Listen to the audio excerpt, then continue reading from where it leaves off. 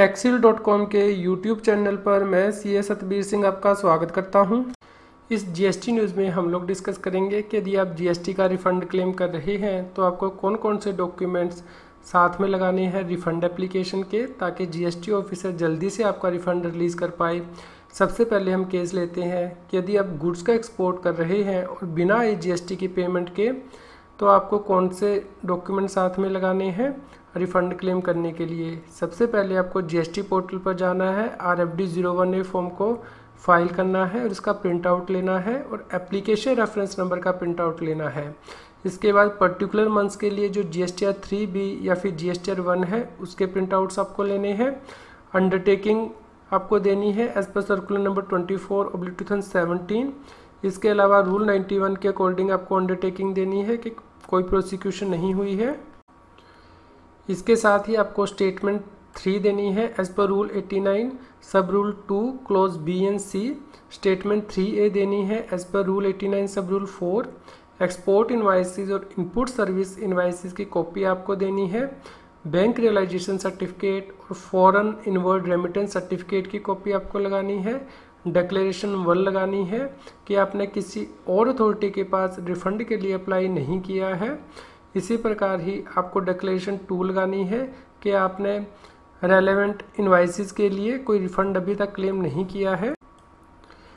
इसके साथ ही आपको डिक्लेरेशन 3 लगानी है कि आपने रूल 91 का कॉन्ट्रावेंशन नहीं किया है, यानी कि लास्ट 5 ईयर्स में कोई प्रोसिक्यूशन आपकी नहीं हुई है। इसके साथ ही डिक्लेरेशन 4 लगानी है GST RFD 01 फॉर्म के अकॉर्डिंग। ड्रॉबैक आपने क्लेम नहीं किया है, इसके लिए डिक्लेरेशन लगेगी। और अनजस्टिस इन्रिचमेंट की डिक्लेरेशन आपके जीएसटी के रिफंड के साथ लगेगी। यदि आप सर्विसेज का एक्सपोर्ट करते हैं और IGST की पेमेंट नहीं की है या फिर IGST की पेमेंट के साथ आपने एक्सपोर्ट किया है, तो आपको रिफंड क्लेम करने के लिए कौन से डॉक्यूमेंट्स लगाने हैं उन्हें आप अपनी स्क्रीन पर रेफर कर सकते हैं।